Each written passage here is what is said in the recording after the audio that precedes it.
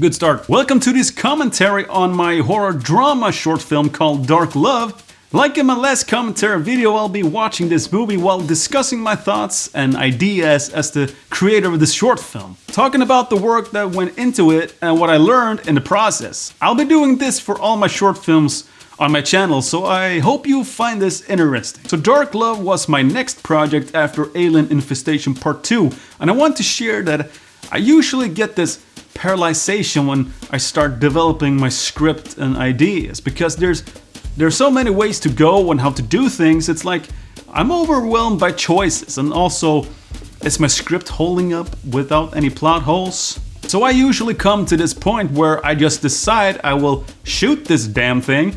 I know it won't be perfect, there will be flaws, but that's also fine. If you approach every project you create as a means of learning, then a lot of pressure will go away. It's okay if your movie has some flaws, as long as you can learn from them and try to avoid them in the next project. That's how you can grow as a filmmaker. I nowadays try to consider each film I make as a stepping stone to the next one, and hopefully getting wiser each time. So without further ado, let's dive right in.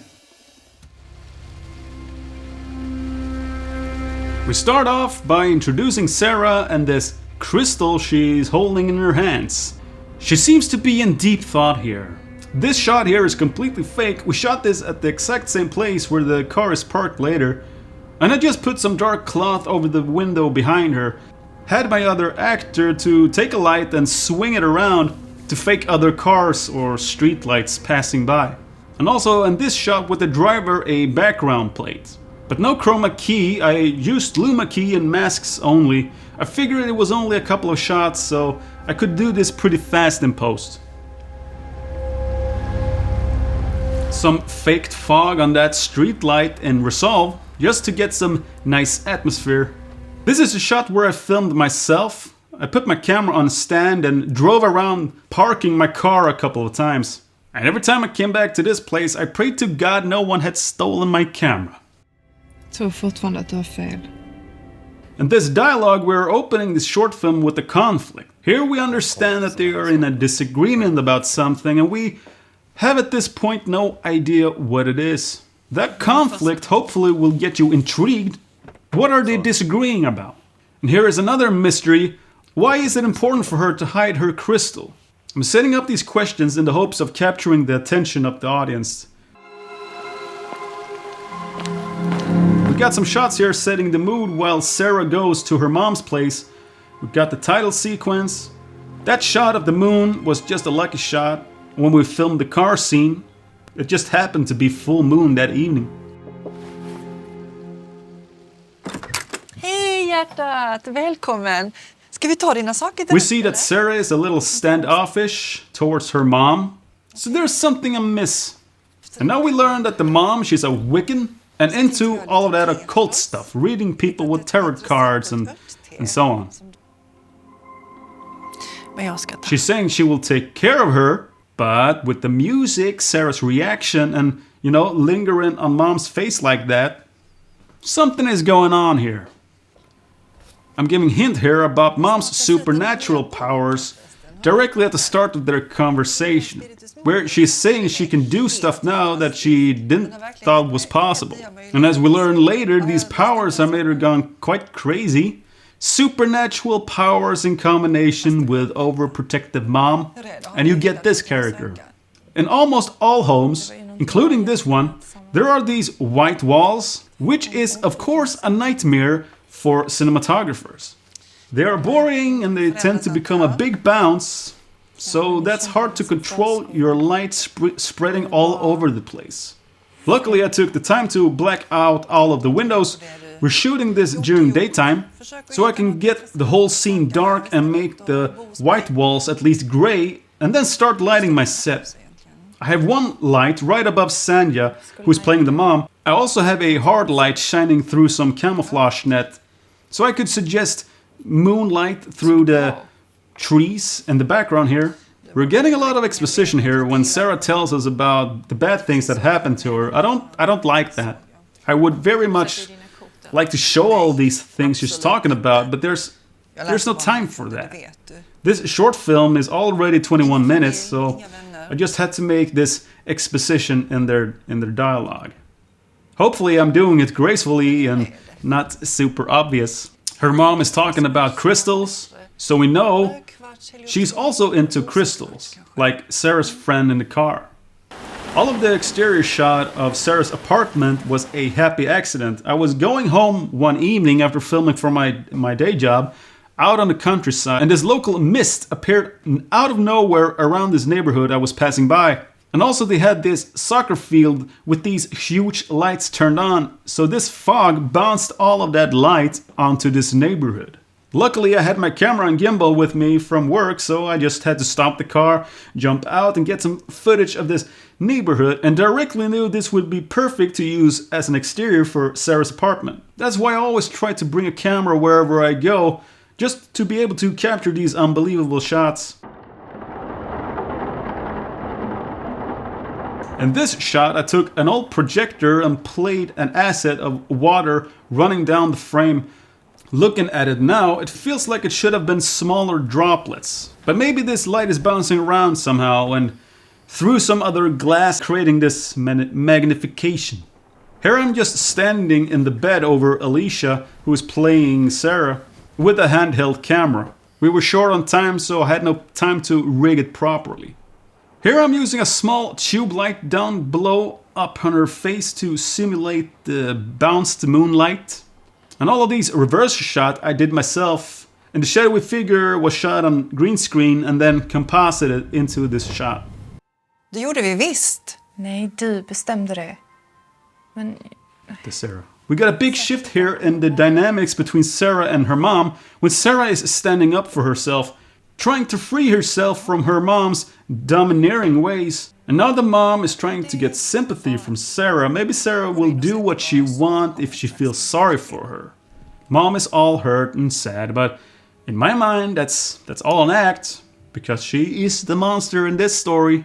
Mom is still trying to process this, standing there by the counter. En kompis. Vad är det för kompis? han är ny. Sarah tells her mom about her new friend, which is now her mom's biggest rival. They have the same interest. He's giving Sarah protective crystals, and mom does not like that at all.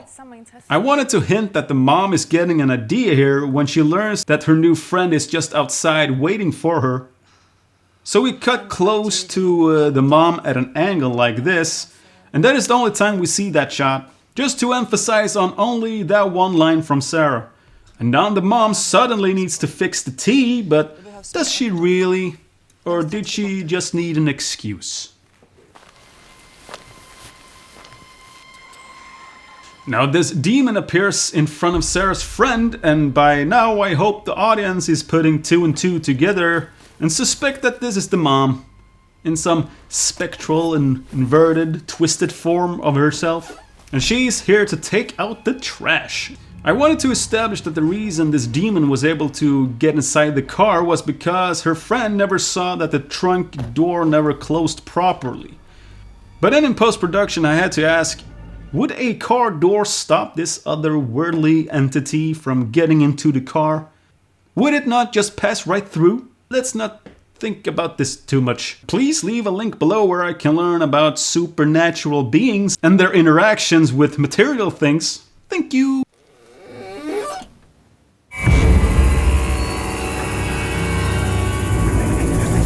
So this creature is putting a spell on the driver. The idea here that she is putting a spell that he can't breathe. And then he has to make this happen because of this spell. I had a couple of other ideas how he could have killed himself. Another idea was to have him enter into this dark void. Everything around him goes pitch black. He walks around and he starts seeing these two tiny dots of light growing bigger and bigger in the distance. And at some point his crystal protects him and shines up the dark place, where you can finally see that these dots is actually the headlights of a train. And he's standing there on the railroad tracks and in the last minute managed to jump out of the way. All of these shots were shot at our green screen studio at work. Johan, the actor, was sweating rivers in his hoodie and leather jacket. It became a real sauna in there. So the mom couldn't kill Sarah's friend, so she's upset, hacking away on those herbs like crazy. Now her plan is to make Sarah drink her magical potion she's preparing to put her under her spell. Mom makes a mistake here. In her desperation, she makes Sarah know she's fine by manipulating people in her surrounding with her powers. Something that goes against what she said earlier, reading only strangers and not family members or friends. I don't know this gotcha moment works when Sarah reacts to that New York thing. I have a feeling it's a little far-fetched maybe that she would react to this trivial thing. But maybe you can also think of it as an excuse for her to confront her mom.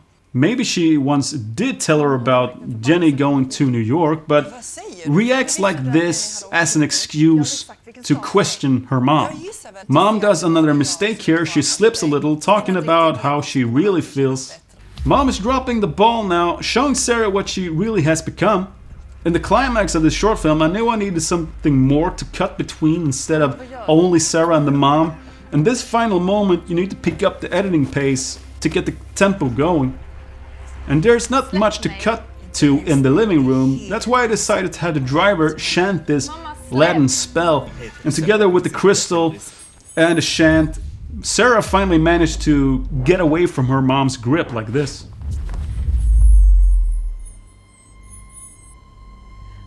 Mom is startled by what just happened. Never seen that flash before. And now she realizes she has hurt her child, which makes her actually become a mom again. Thinking, what the hell have I just done? And this gives Sarah the opportunity to escape the house. Mom calls out for her, begging her to come back.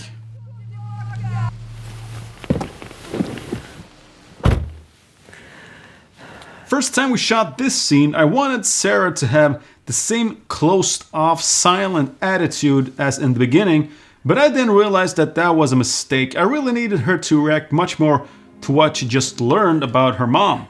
So we did a retake on our last day of filming, so she's actually in the car by herself, but with the magic of editing, you can make it look like the friend is just right next to her. Now they're driving away, and this shot we linger a little bit because jump scare. We didn't want to trash the place we were shooting on, so we did this trick shot. First I took a still image above the table with all the stuff on it, which I then removed and had Sanya only pull away the tablecloth in the shot. And then in post I cut out all of those things in the picture and animated them on the table by hand. It goes so quick and works perfectly fine with motion blur, which helps sell the effect. Mom realizes here she actually lost her daughter. She can't get to her because of her friend and the protection of the crystal.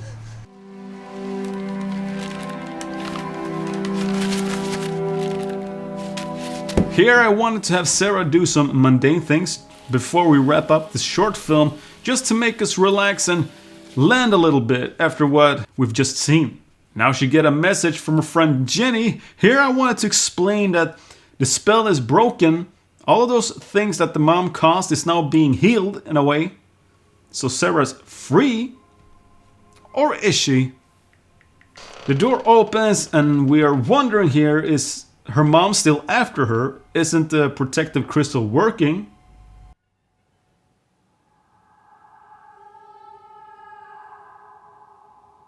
That distant call from her mom is just a way for me to explain what Sarah's thinking about right now.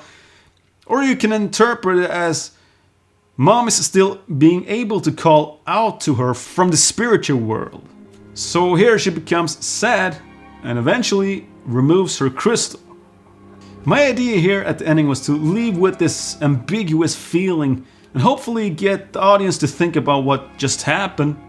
I really wanted to have them try to come up with their own explanation to why she removed the necklace. But since you're watching this movie here, I will tell exactly what I had in mind. So I can imagine it's not that easy to cut ties with your family, and though the mom has been really bad towards Sarah, she's still her mom, and she can't really find it in her heart to say goodbye forever. She still has some kind of hope that her mom will come around and let go of her, so by removing the necklace, she's in extension keeping her mom around. She hasn't closed that door and perhaps never will be able to. Okay, that wraps up the commentary on Dark Love. I hope you find this kind of content interesting. Next up, I will do a commentary on my latest short film called Together. It's a psychological thriller mystery, and it's available right now here on the channel. So go and watch it right now if you haven't already. That's all I have for now. I'll see you in the next one. Bye!